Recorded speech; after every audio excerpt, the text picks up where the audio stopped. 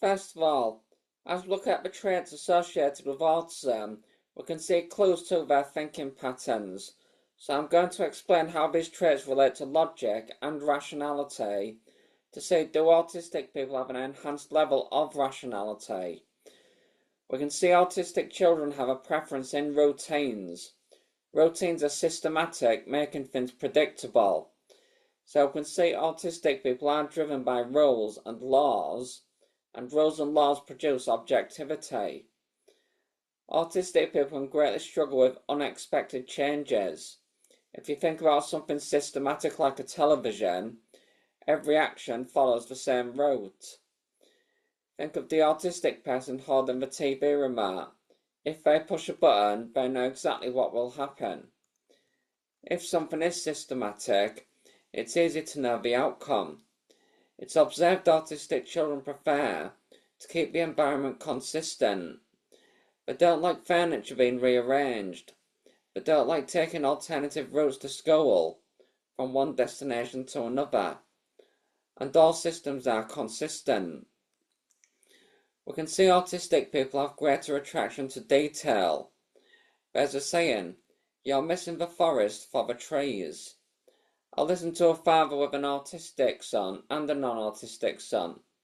He said while his autistic son sees the leaves, his non-autistic son would see the forest.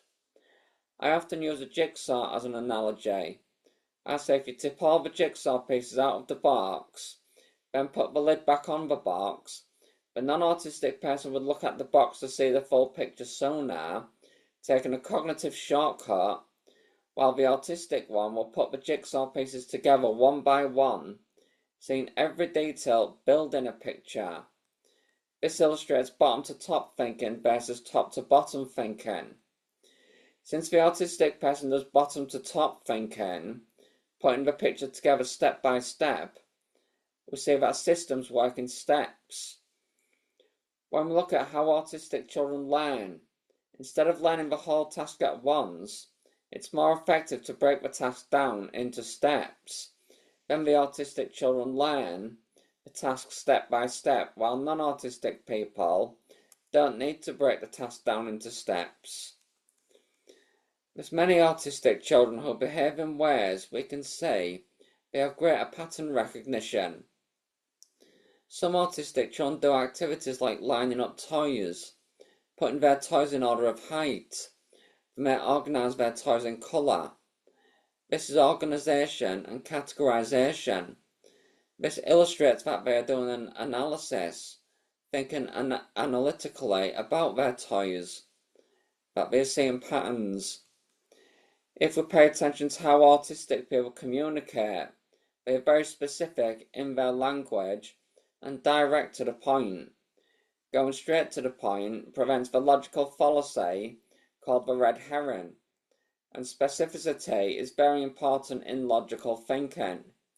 If we now think about meltdowns, just note, meltdowns are not tantrums as so many autism parents say. Think of electronic devices. When you overload the device with information input, the fuse burns and it shuts down. Meltdowns work the same way. Once an autistic person becomes overloaded, they shut down into a meltdown and disconnect from the world. We know that autism is primarily genetic, and Dr. Gabor Mate writes, I quote, genes affect how sensitive one is to environment, and environment affects how relevant one's genetic differences may be, the leading geneticist R.C. Lewington has said. When an environment changes, all bets are off. Some people will feel more pain and will therefore have greater need to escape into the adaptations that mental illness or addiction represent. They will have more need to tune out, to dissociate, to split into parts, to develop fantasies to account for realities they are unable to endure. But that's a far cry from saying that they have a heritable neurobiological disease. These are children that Tom Boyce, a professor of pediatrics and psychiatry at the University of California, San Francisco, describes as orchids. exquisitely sensitive to their environment, making them especially vulnerable under conditions of adversity, but unusually vital, creative, and successful within supportive, nurturing environments. The same sensitivity genes that in a stressed environment can help potentiate mental suffering may, under positive circumstances, help promote stronger mental resilience and therefore happiness. Sensitive people have the potential to be more aware, insightful, inventive, artistic, and empathic if their sensitivity is not crushed by maltreatment or disdain. End of quote. When we look at the social world with these behaviours in mind, it's understandable why autistic people struggle in the social world. By having high systemising skills, autistic people try to systemise the social world, but the social world is not systematic. There are no rules dictating how people will feel, what people will talk about, what people will do, what will happen, etc. It's unpredictable. So whilst autism is disabling in the social world, the strong systemising co-produces talent in areas that involve systemising and analytics. For many autistic people, their hypersystemising never moves beyond phase 1, the massive collection of facts and observations, such as lists of dates and the rainfall on each of these, lists of trains and their departure times, lists of records and their release dates, watching the spin cycle of a washing machine, or repetitive behaviour, spinning a plate or the wheels of a toy car. But for those who go beyond phase 1 to identify a law or a pattern in the data, phase 2 of systemising, this can constitute original insight in the sense it is likely that the genes for increased systemising have made contributions to human history. As I said in a previous video, why does autism persist? I said abilities and disabilities work in contrary motion, with neurodivergent people closer to the extremes, and being enhanced in one ability deprives the individual of the opposite, producing disability. Autistic people having such enhanced systemising skills deprives them of coping with the unknown and randomness, causing difficulties in an ever-changing social world. The idea that humans act irrationally has influenced research and thought in psychology, economics, and other fields. Human irrationality is thought to reflect the boundaries of human information processing capacity, and therefore provides insights into the human brain and mind. However, as neurodiversity has been promoted, multiple studies have shown that autistic people frequently display judgments that are more objective and decision-making that is less biased than that of neurotypical people. In this sense, the behaviour of autistic people might better reflect classic economic models of rationality than does the behaviour of neurotypical people. This enhanced rationality in autistic people is noted across domains and study designs. In particular, enhanced rationality in autism seems to arise from a reduced susceptibility to factors that typically confound rational thought and behaviour, such as over-reliance on intuition, overweighing the representation of irrelevant information, attraction to reward, and aversion to negative information. If you look at this table, it displays 7 cognitive factors that autistic people are less susceptible to.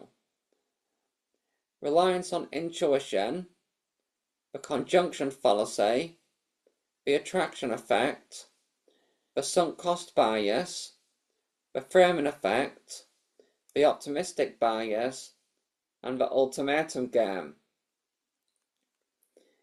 In the social world, people use cognitive shortcuts or heuristics to ease cognitive load when making judgments or decisions. Heuristics allow people to reach decisions rapidly based on a rule of thumb, an educated guess, or an intuitive judgment, without fully processing every bit of available information. Heuristics can be adaptive, allowing quick and effortless decision-making or thinking fast, but they can also lead to seemingly irrational behaviors. As heuristics are sensitive to context, motivations, emotions, and aversions, they can lead to more bias-prone reasoning, suboptimal decision-making, and a host of cognitive biases. When faced with a choice, different factors cause people to process and integrate certain aspects of incoming information and ignore others, thus biasing decision-making. Some known or hypothesized factors influencing decisions are emotion, reward, intuition, context, and attention to detail. For example, in the case of the framing effect, when choosing between two mathematically equal options, like 80% fat-free versus 20% fat, it is possible that such factors differentially influence decisions in neurotypical people and autistic people, who are known to exhibit reduced framing effects. In this hypothetical example, some of these factors may allow autistic people to avoid the typical attraction of a positively framed 80% fat-free but mathematically identical choice and make a decision that is less biased and therefore more rational. If you look in the box in the lower right corner of this graph, you'll see thicker lines pointing to attention to detail and deliberation. When processing information, autistic people are more reliant on details and deliberation, while non-autistic people are more reliant on emotion, reward, and intuition. This enhances rational, logical, and rational decision-making by autistic people. Because non-autistic people are always taking cognitive shortcuts, they think so irrationally that they contradict themselves all the time, and by being so reliant on emotion, intuition, and reward, their decisions are emotionally driven by emotional biases. Due to these cognitive shortcuts, neurotypical people don't address the implications of their thoughts. When non-autistic people debate against me about the conspiracy between vaccines and autism, they say we shouldn't use vaccines because it will turn a child autistic. I then ask them, why do you wish autistic people didn't exist? They then say to me something like, we don't want to eradicate autistic people, we want to eradicate and prevent autism. I then ask them, will there be any autistic people if there's no autism? Then the answer is obviously no. So, preventing or eradicating autism is equivalent to genocide against autistic people. If you cared about us, why do you want to perform genocide against us? Just like the previous image I showed about the framing effect, 80% fat-free is identical to 20% fat, eradicate autism is identical to genocide against autistic people. This is a communication deficit non-autistic people tend to exhibit. Neurotypicals can't seem to translate their thoughts into speech accurately, so it shouldn't be difficult to understand why autistic people struggle to understand non-autistic people, because non-autistic people are always taking shortcuts, and because of these cognitive shortcuts, they don't say what they mean.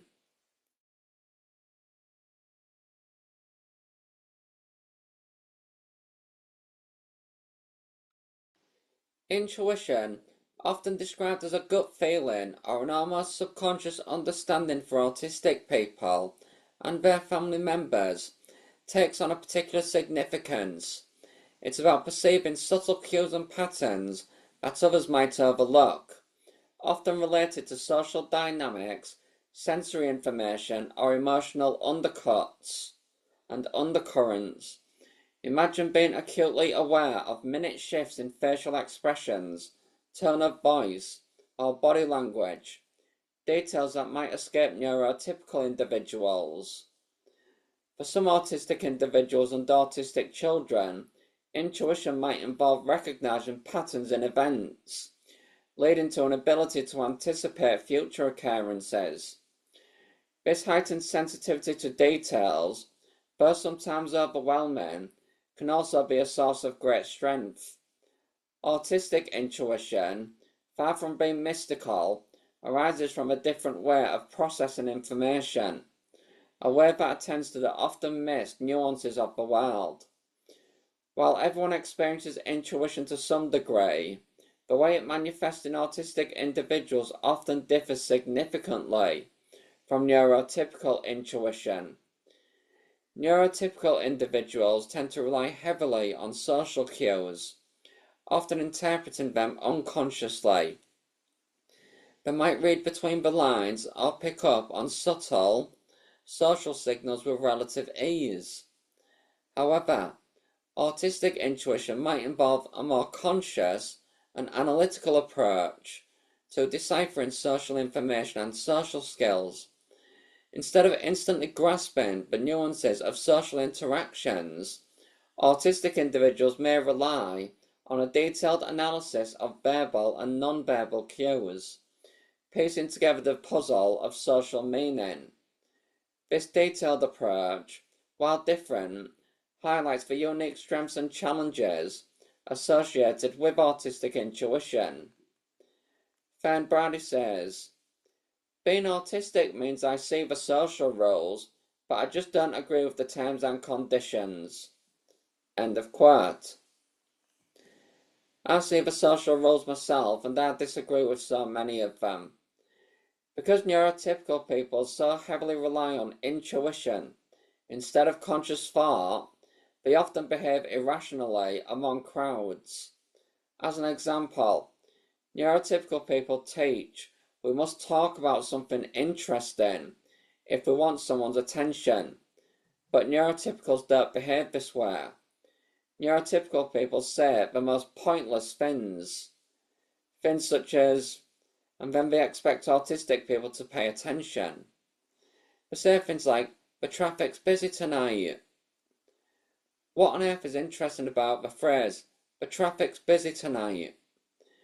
When you say that, I find myself thinking to myself, of course it's busy. People are on their way home from work. What's interesting about small talk? That's why autistic children sometimes are in silence, not verbally responding. They are processing every single word, every piece of body language, every change in the tone of your voice, which can result in information overload. While you may overlook so many of those details if you are not autistic. So if you have an autistic child struggling to respond, try avoiding the use of body language, try using a monotone rather than different tones of voices, and pause for a second or two between each sentence. This can be helpful as it gives them more time to process the information, as they actually process all the information. Bits and pieces don't just skim by them. And by avoiding body language and being monotone, they have less information to process. We know autistic people can struggle in the social world, including myself. There are, however, some findings of differences in several kinds of social judgments in autistic people. For example, several studies suggest that autistic people show typical understanding and use of social race and gender stereotypes. In contrast, implicit bias based on race and gender appears to be reduced in autism. These findings may imply that the presence of intact knowledge of culturally transmitted stereotypes does not necessarily predict biased social decision-making in autism, as it would in the neurotypical population. Reduced application of cultural stereotypes could be interpreted as a form of enhanced rationality in social reasoning, judgment, and decision making. In autism research, there is a theory by Dr. Damian Milton called the double empathy problem.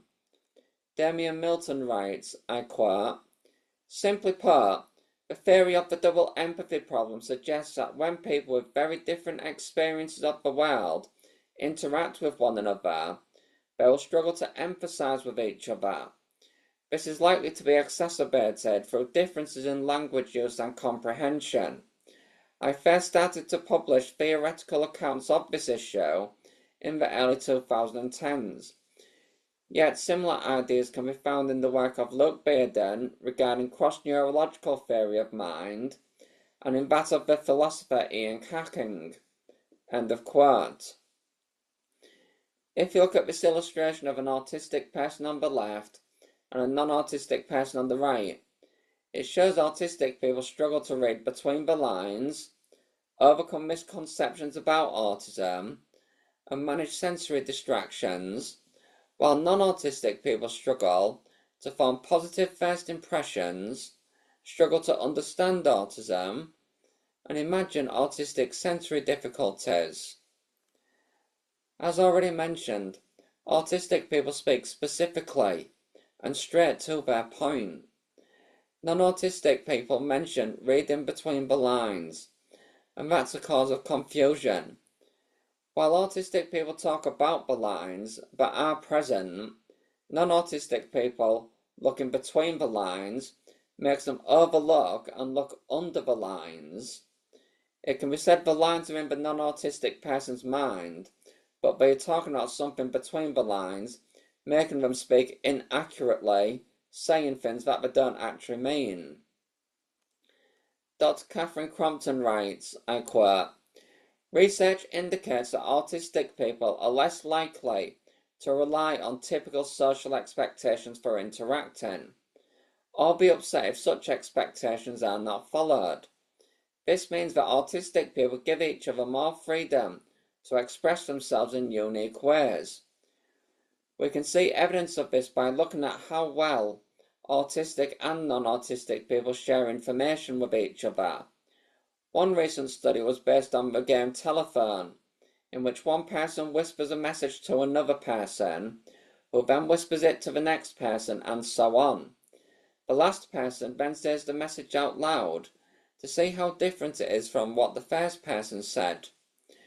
Researchers compared how accurately groups of autistic people, groups of non-autistic people, and groups with a mix of autistic and non-autistic people shared a story in a game of telephone.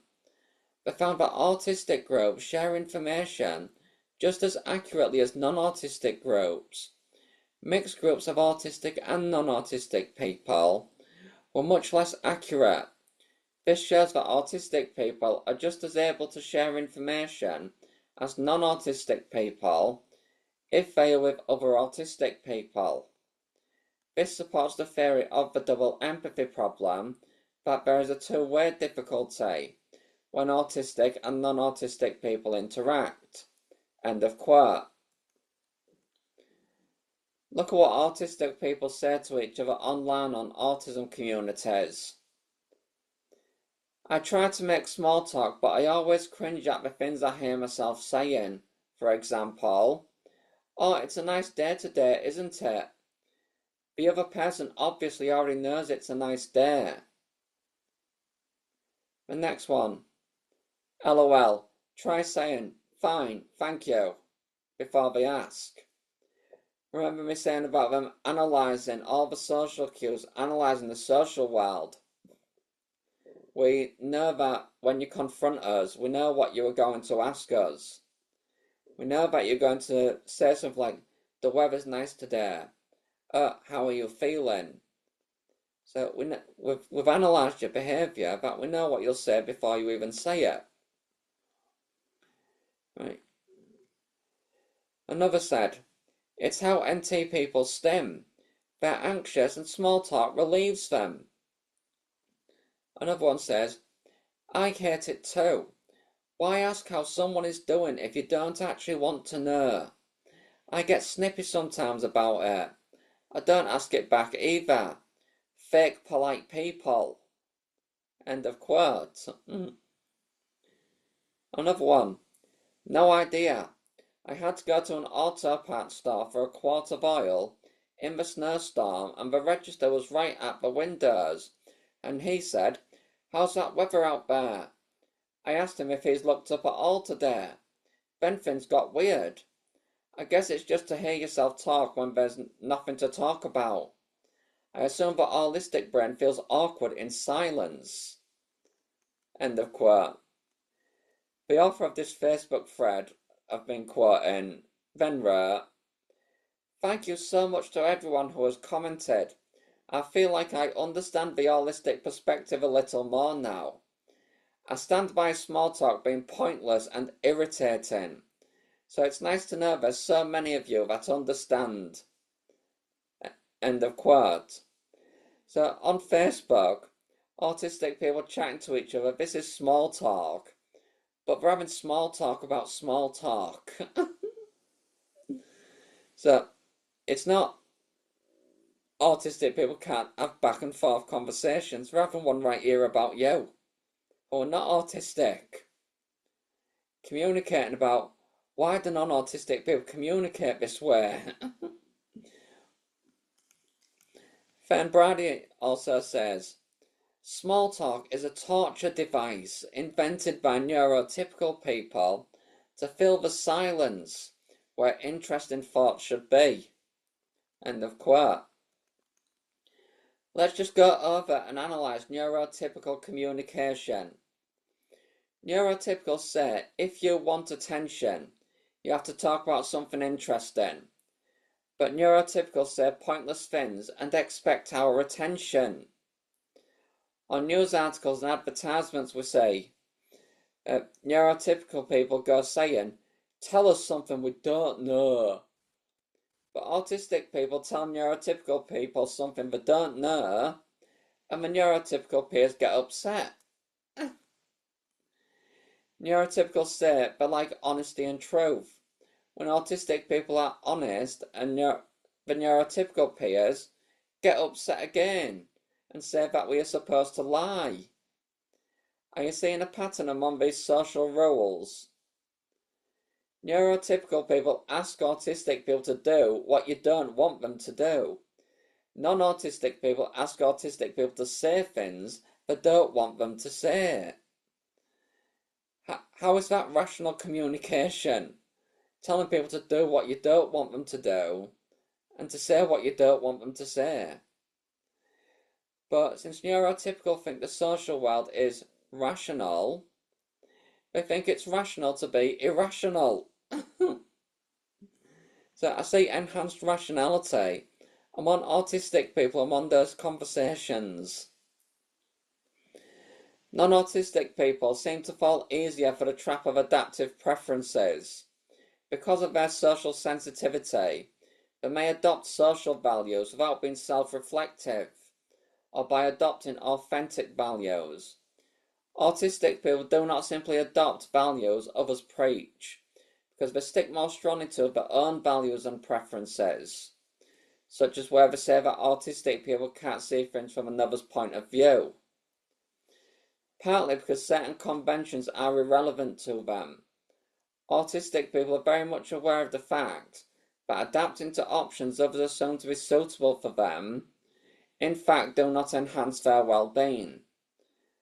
Autistic people do not simply accept categories and conventions for the sake of being socially accepted. Simultaneously, it is very important to autistic people to have a meaningful task that relates to them as individuals. Some argue that contributing to society with their abilities and personality is a key to happiness for them.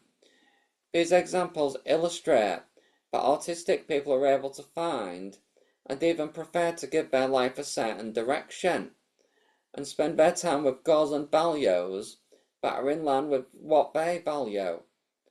Autistic people seem to be less prone to be influenced by habits or options others embrace, which makes them more authentic and better guardians of their own interests than non-autistic people. Researchers interviewed a group of 12 autistic people and asked about their relationships with autistic and non-autistic people. I will put the publication in the description. I'm just going to quote a few things which they said. One said, "We can talk and laugh and challenge ideas and be philosophical, or we can sit together and draw and be silent. We simply allow each other to be and accept everything that we are." End of quote. Another one said, "I feel free as a bird. No effort is needed. I don't need to mask and I don't feel stupid if I don't understand something. I feel able to just ask.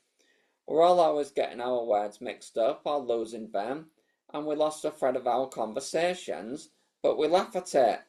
We all do it and we all get it." End of quote. And a third one, "There is so much emotional support that comes from spending time with autistic people, because sometimes there is something that other people see as quite small, and actually it can be soul destroying. They just get it, and they can help accordingly." End of quote. Does this sound like a community of antisocial behaving people with no empathy? Autistic people clearly don't have a lack of empathy. Autistic people appear to be unconditionally accepting of one another, while their neurotypical peers are rejectful of one another.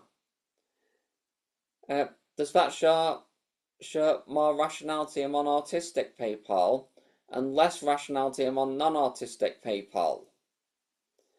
The very same publication says, I quote, "Neurotypical people have been shown to overestimate how egocentric their autistic family members are and overestimate how helpful they are to autistic people. Our findings suggest that this translates into real-world difficulties in interactions with neurotypical friends and family that may affect the mental health, well-being, and self-esteem of autistic people."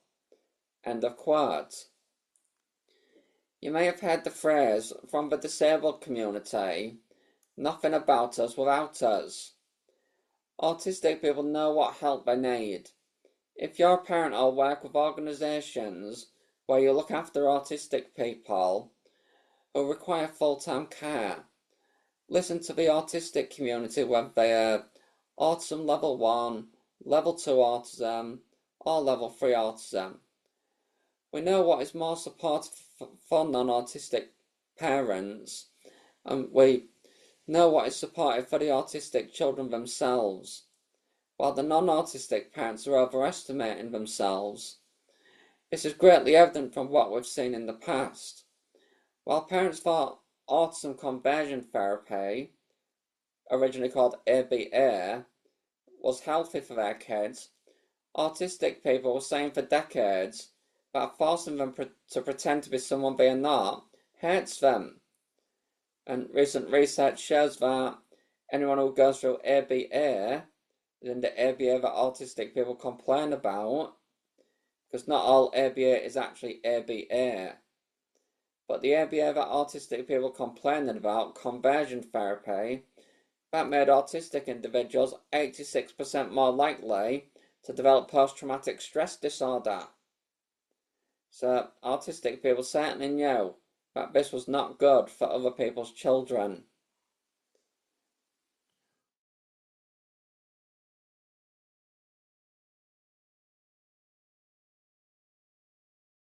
Autism Justice Sensitivity refers to a heightened sense of fairness, equity, and inclusion, coupled with a strong need to address and correct injustices.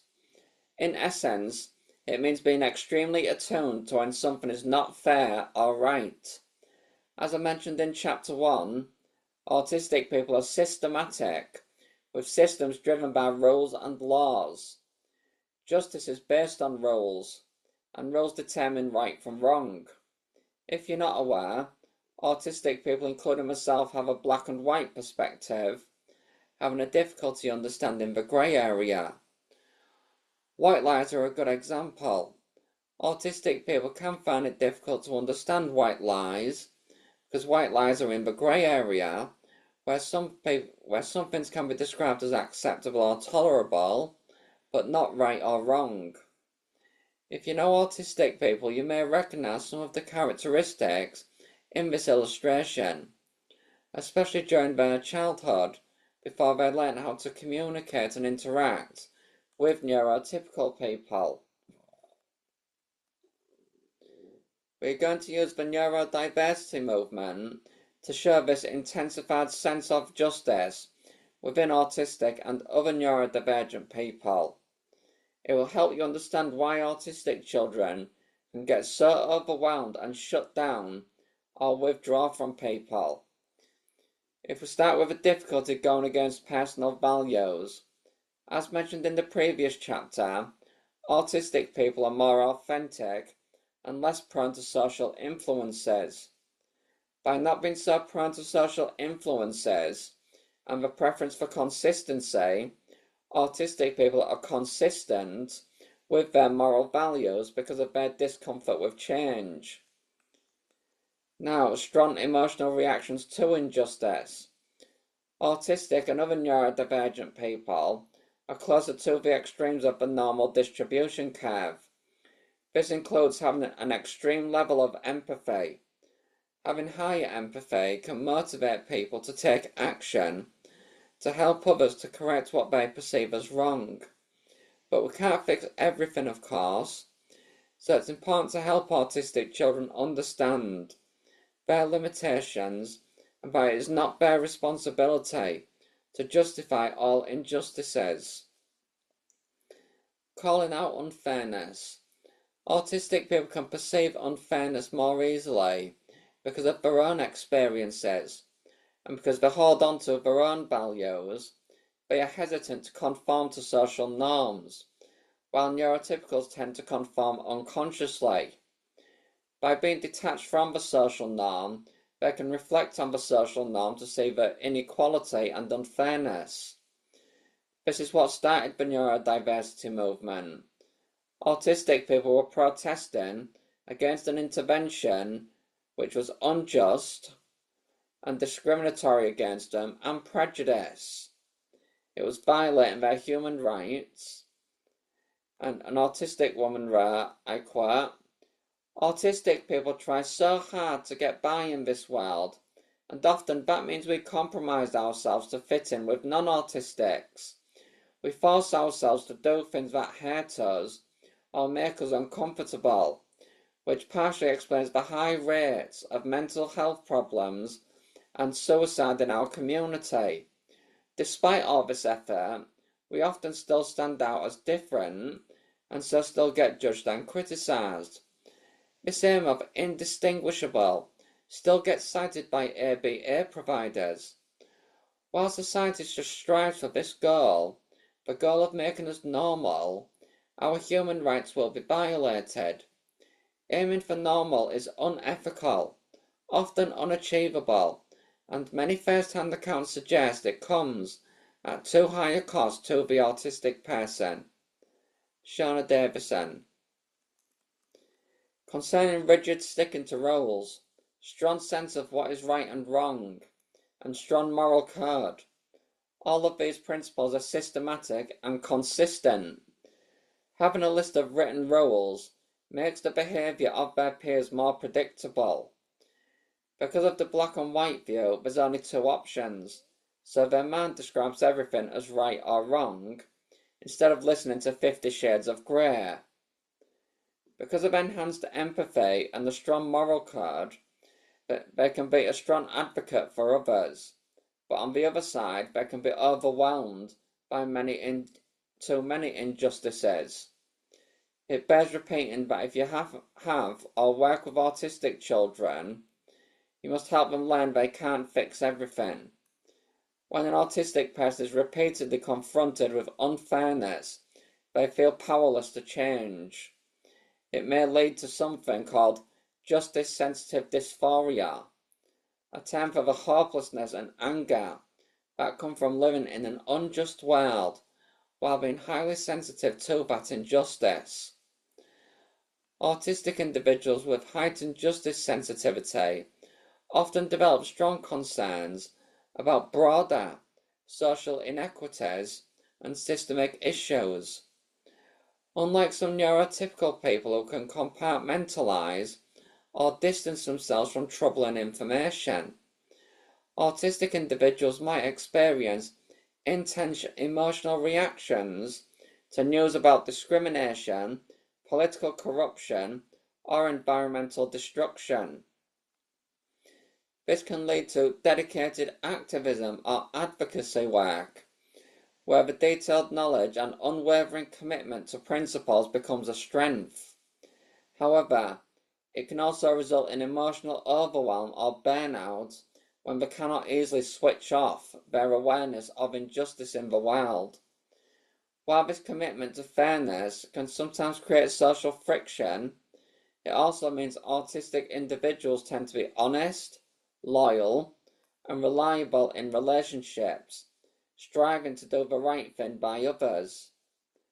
A piece of advice from autistic adults is learning to make peace with the fact you cannot fix all the world's problems overnight. What may help is redirecting energy toward achievable actions in your own sphere. For instance, they might work on improving their local community or helping one person at a time, rather than ruminating constantly about global issues beyond their control. Just to share an example in my life, in my country I sense financial unfairness.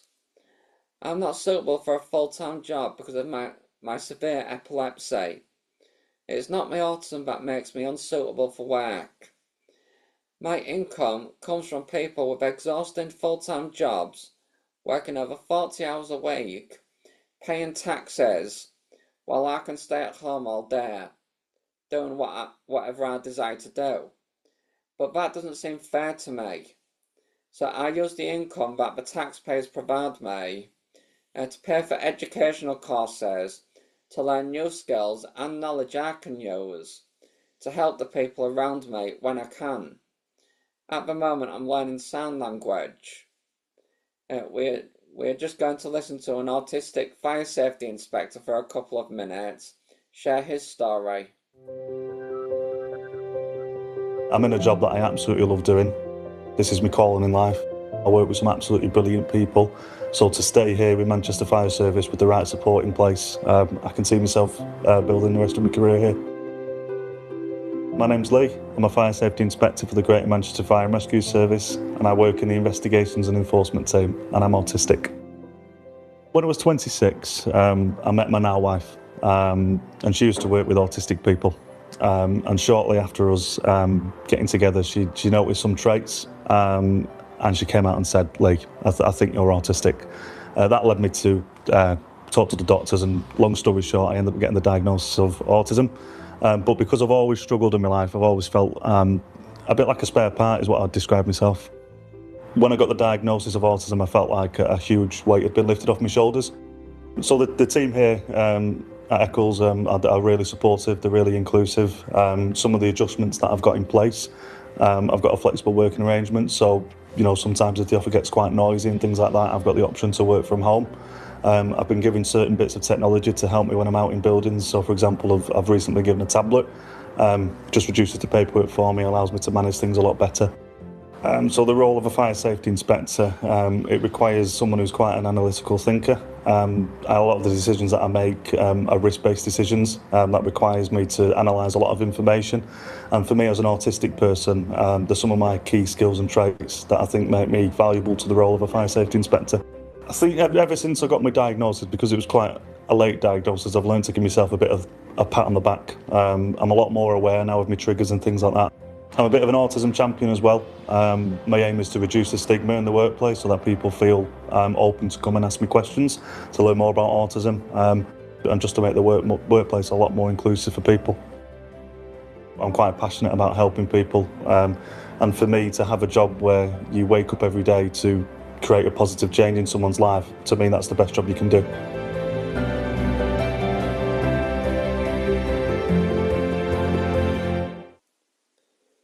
You would have heard Lisa analysing information from risks. As an inspector for the rescue services, you can see he is trying to help others and dedicating his life to his career. And he appears very loyal to his wife, who helped him learn he is autistic.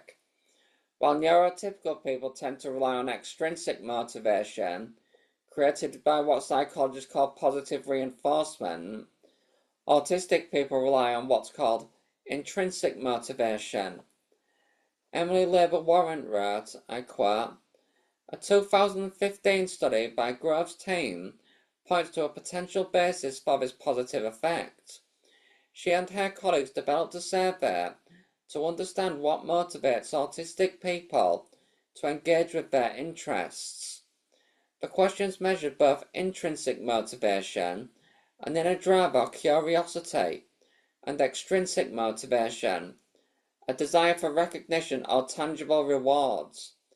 The team asked 610 people, 158 of whom were autistic, to rate statements such as, I like the feeling of being totally immersed in my special interest, and when I do well at my special interest, I feel important.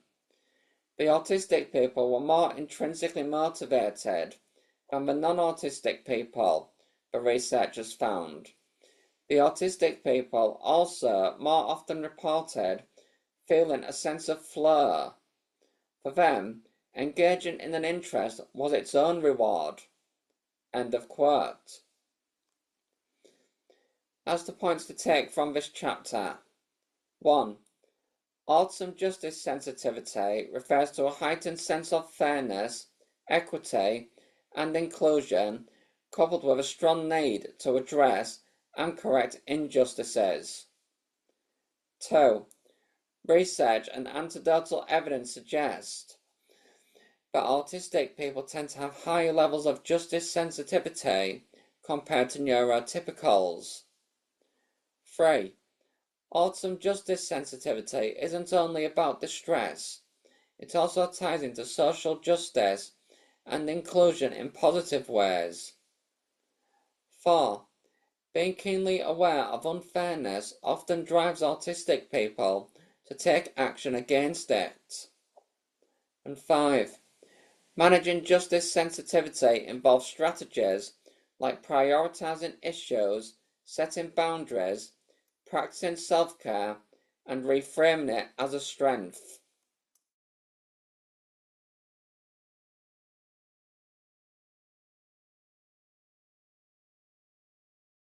If you are not aware, STEM stands for science, technology, engineering, mathematics. Notice that all 4 areas are systematic, as science is a group of systematic methods based on objectivity, and as covered in Chapter 2, the cognitive differences with information processing makes autistic people more objective. All technology and engineering is systematic, and mathematics is all about patterns, rules, laws, and formulas, visual presentations of data on graphs, charts, and diagrams. There is even the hypothesis that up to 90% of today's technology came from the minds of people on the autism spectrum.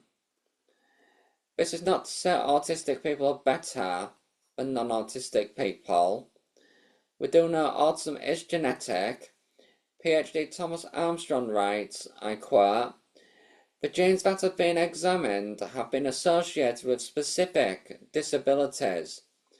Yet this is just to say that they have been found on average more often in those with a particular diagnosis. The fallacy here is to identify the ADHD gene or schizophrenic genes, when we really don't even know what the mechanisms of these genes are in creating proteins that relate to specific psychiatric conditions. And the fact that so-called normal people have these genes too makes the task of identifying abnormal genes that much more difficult." End of quote. In one of my previous videos, Why Does Autism Persist?, I mentioned the enhancement of one ability deprives the person of the opposite. Prenatal exposure to testosterone is associated with better systemizing and reduced empathy. We have systemizing on one end of the continuum and emphasizing on the opposite. So enhanced systemizing skills deprives the individual of emphasizing skills. If you look at this chart, you can see autism begins development while in the mother's womb. When autistic children become about 12 months old, the eye contact begins reducing. From 18 to 20 months old, their vocabulary begins to go down. At 4 years old, they begin to lose social skills. And when they become 8 years old, their systemizing skills have enhanced, which reduces emotion recognition. In this image, these are processes called synapse formation and synaptic pruning. This is what a typical reading would show. Notice that between 1 year and 2 years old is when parents begin noticing signs of autism, and it's during the synaptic pruning. This is also around the same time of when vaccinations are being given to children. If you look on this next graph, where you see brain overgrowth. Brain overgrowth in the first years of life occurs in many autistic children and is due to prenatal cell cycle dysregulation that causes an overabundance of neurons. This leads to autism symptoms. Unbiased, blinded stereological analysis find that young autistic male children have an average of 67% more prefrontal neurons than allistics. Since cortical neuron generation occurs only in prenatal life in humans, this is direct evidence that autism begins in the womb, meaning it is not from vaccines. If you look at this diagram where it says pruning problem, that represents autistic people. So in synaptic pruning, it's what they call the use it or lose it phase. Any neurons you don't use are pruned, but they are lost during and reduce synaptic connections. The diagram shows autistic people have under pruning, and that's when people see regression. The under pruning leaves autistic brains with 10 times more synaptic connections like this. The neurons a child uses become strengthened and are not pruned. Because of all the additional neurons in the frontal lobes, autistic people use the back of the brain more. By using the back of the brain more, when the child reaches about 8 years old, the brain has developed into this. The autistic brain is approximately 10 times more powerful at processing visual information at the cost of having a difficulty processing what can be heard, including speech.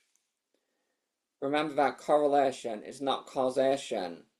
Prenatal exposure to testosterone is not specific to autism, and not all autistic people think this way.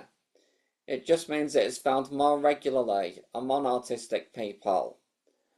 And all the graphs are shared, but they show all the developmental processes were gradually occurring from utero, but didn't start developing around 12 to 24 months of age, when the traits become noticeable for an autism diagnosis.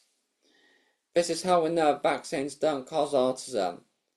All the development was occurring before the person was even born.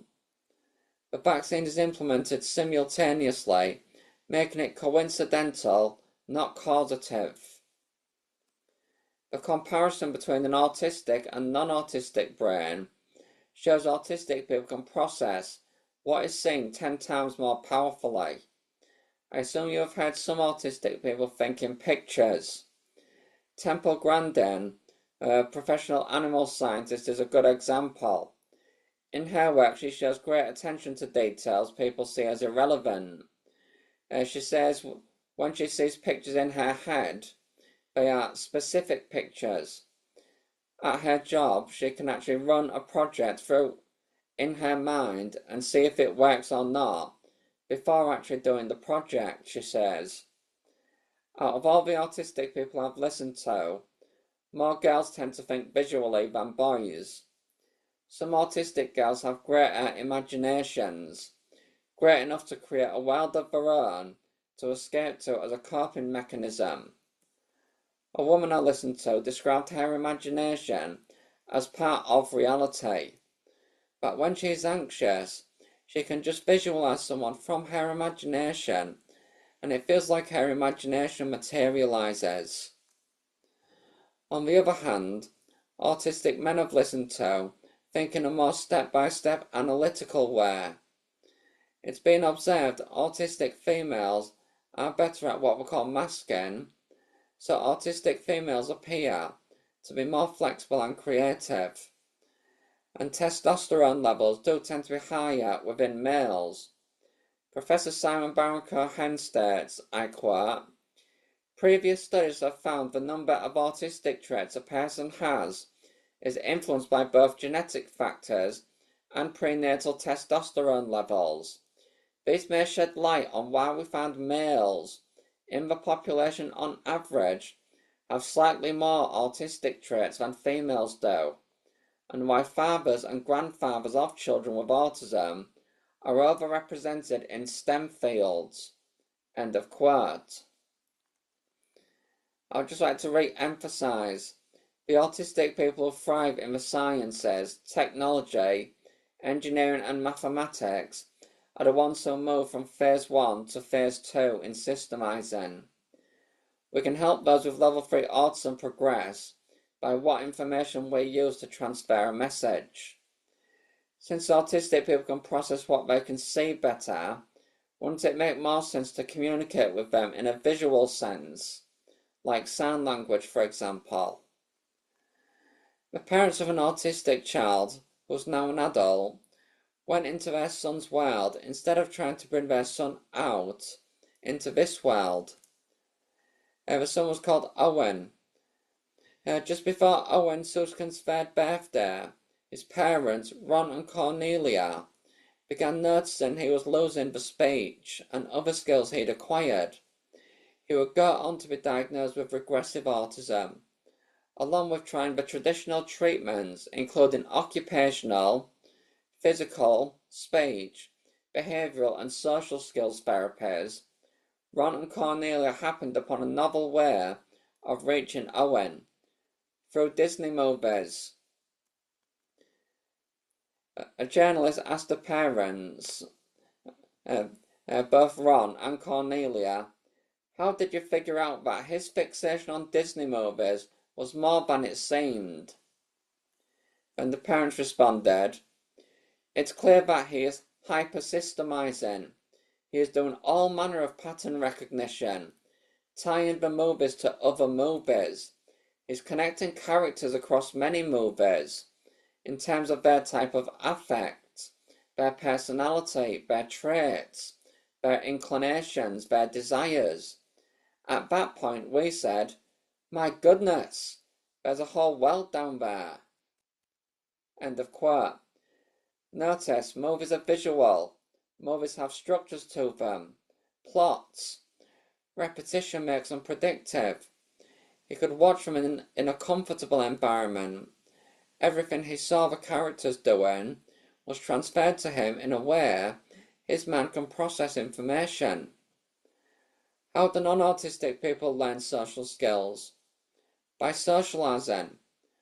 Those of us autistic and say neurotypical people have an obsessional interest to socialize.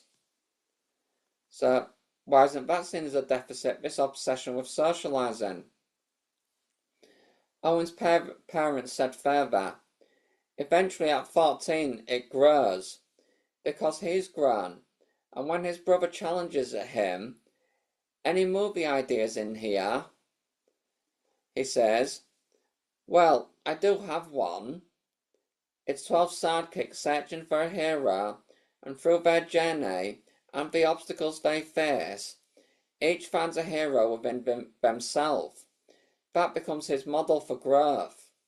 Not to be drawn as a hero, but someone seems wrong to him.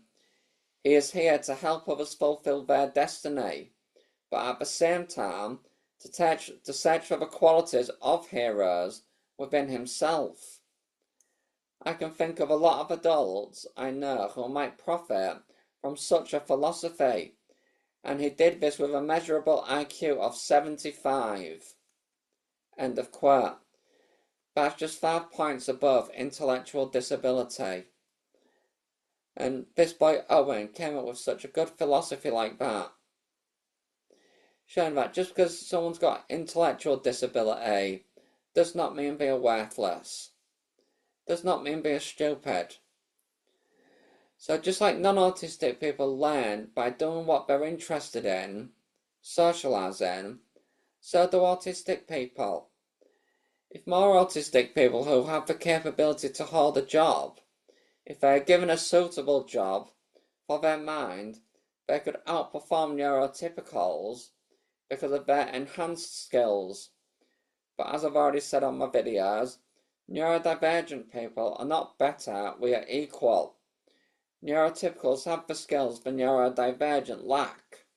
So when an organisation and even communities accept kinds of all minds, the world can be made a better place with more inventions, more scientific progress, more creativity in the arts, greater justice, greater rationality, and more solutions. It's even said, seen through one lens, a child's obsessions are a symptom of a disorder or a disease, and associated with disability. Seen through another lens, a child's relentless experimenting and detailed observations are the product of a mind whose pattern-seeking engine operates in overdrive and can lead them to invent, and sometimes to become great inventors. End of quote.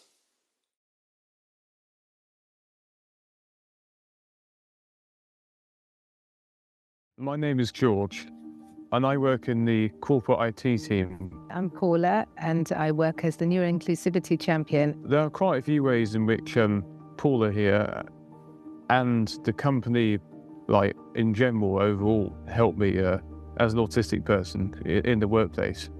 We do our absolute best to welcome, to employ, to help people thrive that are neurodivergent, including autistic employees, and look to accommodate them in whatever way they may need to help them be the best versions of themselves. We want them to prosper and flourish. And of course we want advantage, because neurodivergent people have a lot to offer.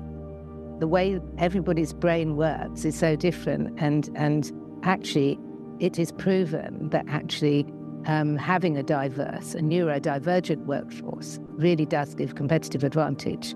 The company really shows up for me by giving me reasonable adjustments to help me do my job well. I really value the one-to-one time I have with my mentor. I really appreciate that Paula always gives me good advice when I'm not sure what to do about something. I enjoy working with you, George, very much. Thanks, Paula, and I likewise enjoy working with you. In conclusion, autistic people are clearly not so socially inclined to all the biases and social prejudices of society, which is one of the advantages of being rather socially detached from the social world.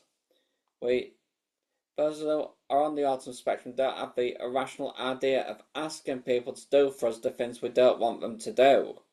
We don't have this delusional idea to tell people to do what we don't want them to do and ask people to do what we don't want them to do.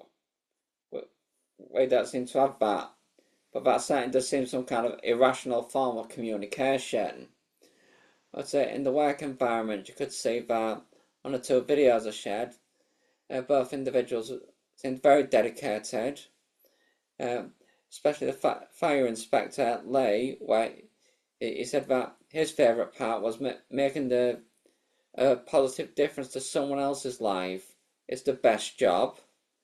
So you can see how autistic people all over want to make the world a better place. And they want to make the world a better place with inclusivity. Then just going to a bit more of a scientific perspective of things, our world is getting very technological, very systematic, and there are some people concerned claiming that autism rates are going up. That autism prevalence is increasing, it's not just diagnosis increasing. Well, if our world's becoming more systematic, aren't people going to have to become more systematic? Then, as we keep making this world more and more and more systematic, it becomes more and more predictable, and it accommodates more and more autistic people. But in the near future, or maybe the later future, autistic people may not be the ones struggling.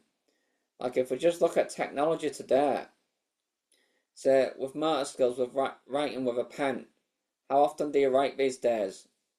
Or is nearly everything typed? Nearly everything's typed, it's nearly irrelevant. How often do you read, or are you busy listening to audiobooks and watching videos to get your information? How many people read books these days? So, do people actually read books, or can they get their education from listening to something? Regardless of ways, all the things that tend to disable autistic people tend to be getting overcome by technology. So, what if there actually is an increase in prevalence? That would mean we wouldn't want to be eradicating autism, we'd want to be accommodating it. Redesigning systems in ways that actually work for everyone. Because we can see clearly in our countries, regardless of where we live, the systems don't function very well. But with autistic people being hyper-systemizers, and our cultures rely on systems, we may be the very key people you need in place to help you see where your faults and errors are within the systems. Such as, if I were in charge of the financial systems of my country, there'd be so many changes I'd make. Just as an example, as even my dad mentioned this the other day, was about putting the retirement age down to 60 of what it originally was. Because they keep increasing it, my government does, in my country. And they're wondering, why is there so many people on the working age not working? Because you've got fully grown adults staying in the workforce for longer, and by staying in the workforce for longer, there's fewer spaces in the workspace. That's just one reason. There's then social media itself, if letting people stay off work because of depression, we know social media causes depression to people. So by doing that, if social media is causing depression, young adults use social media more than anyone. So it's most likely causing them depression when they're living on benefits. So it shows of how autistic people can see of how what happens online affects people offline. It can enable us to see where the faults in systems are, of where exactly it's not systematic or objective. So it's rather a great waste to want to throw away all these skills that autistic people do have and focus so much on what autistic people can't do. Which is why I support the neurodiversity movement, even for the disabilities that do seem more debilitating. But I actually see things like epilepsy worth it. But it's worth the cost to have neurodivergent people in the world. It's worth facing the challenges and obstacles that come our way. It's basically, to me, so with my epilepsy, because of the way I see the world, I don't know what life is like without epilepsy, but not knowing what life is not like, by not knowing what life's like without epilepsy, I don't actually know what life's like with epilepsy. By not knowing what life's like without autism, I don't know what life is like with autism. And that's the same way with it all.